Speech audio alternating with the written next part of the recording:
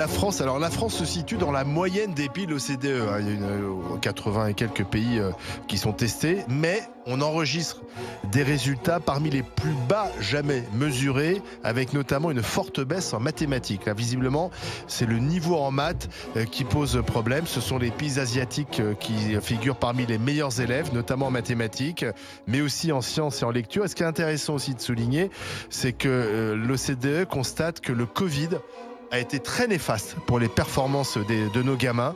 Bon, ça, on l'avait un peu anticipé. Enfin, on l'avait même ici dit dans les grandes gueules. C'est sûr que le confinement, que le travail à distance avait quand même pénalisé. Ça, alors là, pour le coup, c'est une responsabilité politique parce que ça a été des choix politiques de fermer les écoles, de dire aux gamins, on va faire ça à distance. Et visiblement, dans les pays qui ont été assez stricts là-dessus, le niveau a beaucoup baissé. Singapour a confiné. Oui, le Covid, c'était mondial. La Chine a confiné même plus que nous.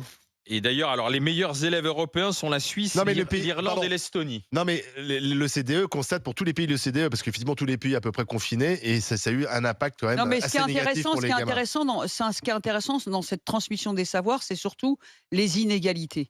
Et c'est vrai que quand les enfants accusent quelques difficultés à l'école, si derrière ils ont, avec les parents, du soutien scolaire, s'ils ont des activités culturelles, s'il y a un encadrement et un accompagnement dans la famille, ça peut corriger. En tout cas, ça aide pas mal. Et ça permet aux enfants de récupérer le niveau. Le problème, c'est les inégalités. Ça, c'est la première chose. La deuxième, c'est l'abandon des fondamentaux de manière rigoureuse et stricte, de manière à ce que ces acquis permettent d'être des fondations pour pouvoir apprendre le reste, puisque un enfant qui sait lire et écrire, mais qui ne comprend pas quand il va arriver à essayer à comprendre en 6e, 5e, etc., des cours d'histoire ou ailleurs, et ben déjà, il ne comprend pas. Donc, ça pose un problème. Et puis, il y a un autre problème, c'est le vocabulaire, le nombre de mots que les jeunes ont dans leur tête pour exprimer quelque chose. Moi, je sais qu'en insertion professionnelle, je travaille beaucoup sur la question de l'expression orale et je les invite à essayer de faire une compète, à récupérer plein de mots dans leur cerveau pour pouvoir les utiliser pour s'exprimer, avoir le mot adapté et le mot qui convient. Et ça, c'est un vrai problème. Il y a une donnée qui est intéressante et qui peut provoquer le débat.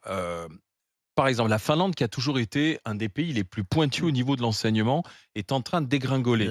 Que dit l'étude PISA et l'OCDE ? La diversité de la population aujourd'hui, la diversité de la population est moins forte à Singapour dans les pays asiatiques. Voilà, provoque une dégringolade. Donc en fait, c'est le temps que ces populations soient absorbées, si tu veux, dans le modèle de l'éducation. Eh bien, oui, mais Alain, quand elles le sont, on remet une pièce dans la machine, on en ressent. En fait, on nivelle par le bas. Non, en fait, le panier percé. Je discutais ça avec une prof qui disait, tu ne peux pas accepter aujourd'hui, dans certains quartiers de France, qu'à l'école, il y a une majorité d'étrangers. C'est-à-dire que la majorité, ce sont des enfants venus de l'étranger. Donc, c'est un problème dans l'apprentissage. Bien sûr. L'intégration ne marche que si c'est la minorité qui s'intègre. Mais si dans la majorité, ce sont des étrangers. Et la prof disait, c'est ça qu'on ne sait pas faire en France, et c'est là où on a un écueil. Visiblement, enfin, moi, très sincèrement, je pense que le problème est un peu général. On le voit dans le classement PISA. La France n'est pas le dernier pays de l'OCDE, on est en la moyenne, comme d'habitude.